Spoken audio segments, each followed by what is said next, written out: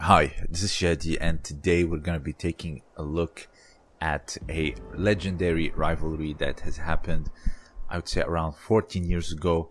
It was a total of 2 matches. Today I'm going to play one match. It was between Flavio Canto, the bronze medalist of the Athens Olympics, and Travis Stevens, which is the silver medalist of the Rio de Janeiro Olympics. Before I start this video, I just want to point out one thing is that Flavio is around 11 or 12 years older than Travis Stevens. So when Travis was really coming up the scenes, Flavio was really trying to conclude his career. So Flavio competed well into his mid-30s, around the age of 36 or something.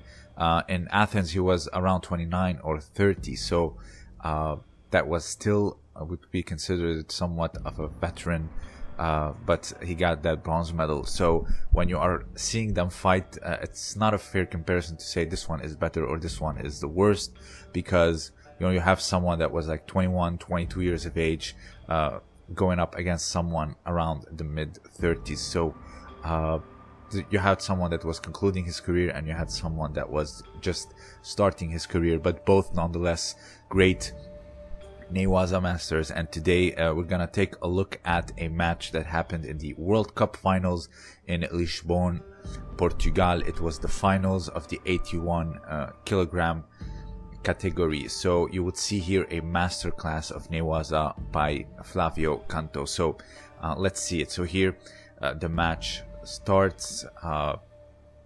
It's a great match. I'm not gonna play the second because Flavio was greatly injured, and this one is far more exciting and the video would just get too long. So here the match starts with some intense grip fighting. Flavio wanted to establish his grips and immediately go to the ground and just display dominance. This was his tactic all along. Here he goes for sumigaeshi, immediately locks or attempts a hiza gatame. Travis sees through it clearly, but then here he still tries to go for it until eventually. So first he goes for a sumigaeshi attempt, but obviously Travis Stevens has a great defense against it. Sutemi waza are a great way to transition into Ne Waza because it is a legitimate technique, but at the same time, if it's halted, you just go into Ne Waza. So here he tried to go after that for a hizagatame, udehishigi hizagatame, or what we call an omoplata, or in case they kept rolling, this is what we call like a hizagatame gaeshi, or in the West called the hausinga roll, where you turn someone on their back and then pin them. And in judo, like I said, the pin is valid. So here, in case Travis continued to roll, this is where they would end up in a sense. But obviously Travis is not gonna have him have that. So here he goes for like what we call the Ronda Rousey roll, but obviously Travis Stevens again sees through that armbar attempt. So Flavio transitions into a mount or a tate shiho gatame. From it he transitions to yoko shiho gatame, goes through sankaku, and from the sankaku he transitions to like a kami shiho gatame, or the north-south. You see here Travis trying to grab the legs, but he cannot. Here he goes into kamishio gatame. It's an incredibly tough fight until Travis finally was able to escape. So here he was going for that Ronda Rousey roll, what we call today for the juji gatame, but obviously Travis defends the armbar. So Flavio immediately transitions into tate shiho gatame, or the mount position, because Travis had his arms extended and he was in a very compromised position. So he just went on and rode the momentum and just kept on coming on top of him. And then again he tried to escape or try to destabilize him with like hip thrust and shrimping, but Flavio again, he was one step ahead and he transitioned into yokoshio gatame, or the side control. Here it was a bit also unstable, so in order to make it unstable, he actually trapped the head and the arm with his legs, so it became like a sankaku gatame. which is also a great way to transition into Kami Shiogatame, or the North South. Let's see it here. This is an old Kodokan example. So here you are in Sankaku, you are on top, just like Flavio was, but then transitions into Kami Shiogatame, very similar to what Canto did. Again, classical judo, classical what we call around the world, when someone is knowing all the basic defenses for your pins. They move and then you move with them rather than just trying to pin them down using force. You actually move with them and then transition into another pin. This is a classical example of what we call around the world. The around the world drill here starts with Keizagatame. Someone tries to see the defense, tries to you transition into Ushiro Keizagatame. They again try to defend it. You go into Yoko Shiogatame. They try to defend it and go away. You go again into Yoko Shiogatame. They grab the belt and then they mount you. You cross one leg with half guard. They free the leg past the guard and they fall into Katagatame, or the head and arm pin. And then they push their elbow towards you to liberate the arm, and then they fall back into Keizagatame. So this is something that you would see often in BJJ because there's no pin. So and they know very well their escapes. Unlike judo, once that pin is established, a few seconds, if you hold it and you were able to hold it, it's done. But here, in case of this match, you had two great Ne Waza masters, so of course Travis will know the escapes, but Flavio is one step ahead. Another great example of this around the world concept was the old Kimura versus Elio match. It was the same thing. They were moving around and Kimura was switching from position to position. So here the match continues, and it is actually a great expression on Travis Stevens' face. You can see him laughing. It's not a very good laugh.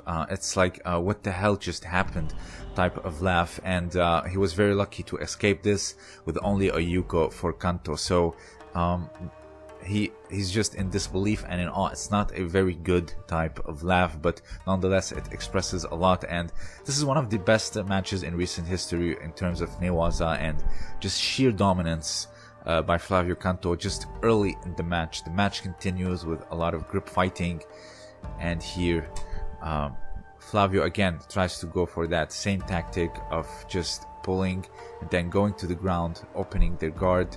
Now Travis is trying to pass into a pin, but Flavio was the wiser and kept him at bay. The game was a bit stagnant, so the referee had to stop it. It wasn't progressing that much, so the match continues again. You see here very intense grip fighting, chops the arm that was going over the back easily. Here goes for underhook, again tries to go for a Tomoe-nage. Again, he wants that match to end on the ground, and Travis here was trying actually to go for like a over and under escape, pass, but it was stopped before he was already establishing it. But years later in Rio, here we see a far more mature and advanced Travis was able to perform that over and under pass and gets it in Rio de Janeiro, the Olympics, where he finished second. So once you study someone, you can tell what they're trying to do. So here in the earliest stages, you can see a much more beginner Travis, but it's nice to see him progress and really solidify through the years. So here the match obviously continues, again standing up. Flavio is pushing. He doesn't want that overhand. He chops it. He does not want Travis to break his posture. So here he chops it, takes the back, trying to go for that arm lock and liberates the arm. This is why back games in judo are not very successful, because again, time is not on your side, and also someone is just yanking and stalling. It's a thing until the match is restarted. Tries to go for the sankaku. I believe here Travis tried to roll him into Ushiro Keizagatame, but it was a failed attempt, so he just holds on to the leg until the match is stalled. So here, let's see it again. This one here, I believe it was a roll from Travis, not by Flavio. Like here, you roll them and you end up into Ushiro Keizagatame, but of course Flavio, just like the entire match, he was one step ahead and he saw through what was going on. So but it was nonetheless a very nice attempt by Travis. Or he was trying to hook the wrist and switch into an armbar. I'm not very sure. Here the match continues. Travis tries to go for like a throw. Uchimata again takes the back, tries to go for the arm and a choke. Travis turns around because he doesn't have both hooks. And now here he takes the back and Flavio turtles. You see, when the pin is valid, even the best of the best will try to turtle in a sports context. So the match continues, tries to really eliminate, and then boom, turns him. And as he's coming through, he sweeps him with Kouchigake, a brilliant sweep. And then he actually retrieves his leg back in order to not fall in his guard. And then actually lands in Tate Shiogatame, or the mount. And then Travis has no choice but to actually tap out. What a great finish. Not only you had a great and smart type of takedowns, but also led him into a very favorable position into Ne Waza. This was one of the most underrated matches in recent history, in my opinion. I'm not gonna play the second match because it's not as exciting as this one, and also Flavio had a major wrist injury that clearly showed, and it was holding him back. So this is a great match. Let's see it here again. He pulls his leg backwards so he doesn't fall in his guard, and actually proceeds to pin him with Tate Shiogatame. And here you see Flavio is incredibly happy, bows down to God or whatever, and shows his appreciation and wins, and also appreciation to his coach. I'm actually very surprised Travis survived that long, and also tapping out to that Tate Shiogatame or mount position it just shows that he's gassed out both physically and mentally, and thus he tapped out. It wasn't a cardio pin, it was more of a mental tap out, I would say. But nonetheless, it was the beginning of Travis, and I think Flavio Canto here really kind of passed the torch, so to speak, because it's a great match. Actually, the next one, actually Travis won it with a great huge Koshiguruma. It's available on YouTube. You can go and watch it. So if you have anything else to add, let me know down below. Also, consider supporting me on Patreon. I have exclusive content for the patrons only. And also don't forget to check out Josh Simon's shop for historical t-shirts and historical articles. This was Shadi, and thank you for listening.